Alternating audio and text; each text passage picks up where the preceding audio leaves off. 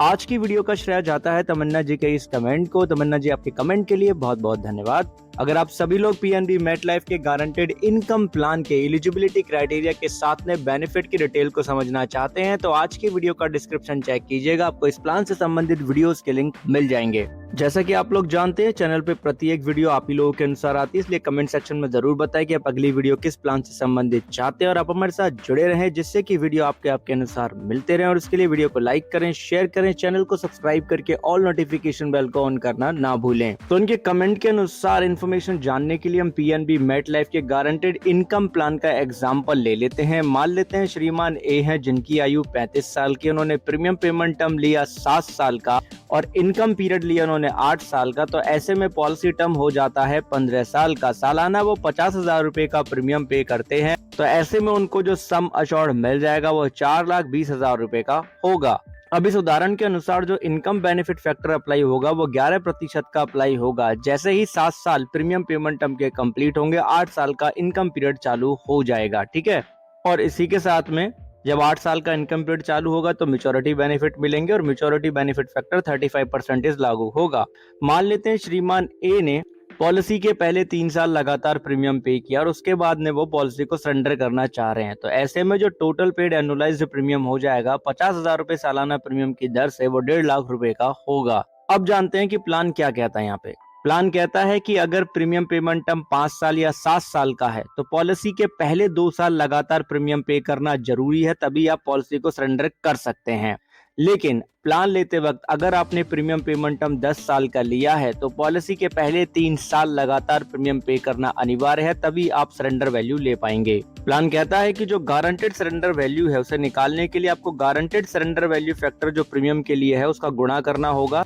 Total premium जितना भी आपने पे किया है बेस, उसमें से आप माइनस कर देंगे जितना भी आपको गारंटेड इनकम मिल चुका है, राइट। तब मल्टीप्लाई करेंगे गारंटेड सरेंडर वैल्यू फैक्टर का। ठीक है, अब गारंटेड सरेंडर वैल्यू फैक्टर क्या होगा उसे जानने के लिए वीडियो को फुल स्क्रीन पे कर लेंगे। 15 साल का हमारा पॉलिसी टर्म है, 3 साल हमने यहाँ पे प्रीमियम पे कर लिया है, कंप्लीट कर लिया है। तो गारंटेड सरेंडर वैल्यू फैक्टर हो जाएगा 30%, यानी कि 30% का। अब जो रिसीव्ड इनकम है या कहें कि रिसीव्ड गारंटेड इनकम बेनिफिट है वो निल होंगे क्योंकि वो प्रीमियम पेमेंट टर्म के बाद से मिलना चालू होते हैं। तो ऐसे में गारंटेड सरेंडर वैल्यू फैक्टर हो जाएगा 30% लागू 1.5 लाख पे, जो कि टोटल पेड प्रीमियम है। तो 45,000 रुपए का गारंटेड सरेंडर वैल्यू इनको मिल जाएगा, पॉलिसी बंद हो जाएगी। अगर 10 साल का भी पॉलिसी टर्म है तो भी 3 साल प्रीमियम पे करने पे टोटल पेड प्रीमियम का 30% ही वैल्यू बनता है। अब यहाँ पे नुकसान हो रहा है तो प्लान कहता है कि आप पेड अप वैल्यू ले लो। पेड अप वैल्यू में क्या होगा कि अगर आपके प्लान सरेंडर वैल्यू के लिए एलिजिबल है, यानी कि आपने जितना मिनिमम प्रीमियम जितने साल पे करना है वो पे कर लिया है अपने प्रीमियम पेमेंट टर्म के अनुसार, तब आप पॉलिसी में अगर आगे प्रीमियम नहीं पे करते हैं तो पॉलिसी पेड अप पॉलिसी में कन्वर्ट होगी, रिड्यूस बेनिफिट मिलेंगे। जैसे कि अगर डेथ हो जाएगी तो जो आपके पॉलिसी बॉन्ड में सम अश्योर्ड ऑन डेथ लिखा होगा उसमें आप पेड अप फैक्टर का गुणा कर देंगे और जो गारंटेड इनकम बेनिफिट होंगे जो कि प्रीमियम पेमेंट टर्म के बाद से मिलना चालू होंगे, गारंटेड इनकम बेनिफिट भी आपके पॉलिसी बॉन्ड में लिखे होंगे, उसमें आप पेड अप फैक्टर का गुणा कर देंगे। मैच्योरिटी बेनिफिट भी आपके पॉलिसी बॉन्ड में लिखे होंगे, उसमें भी आप पेड अप फैक्टर का गुणा कर देंगे।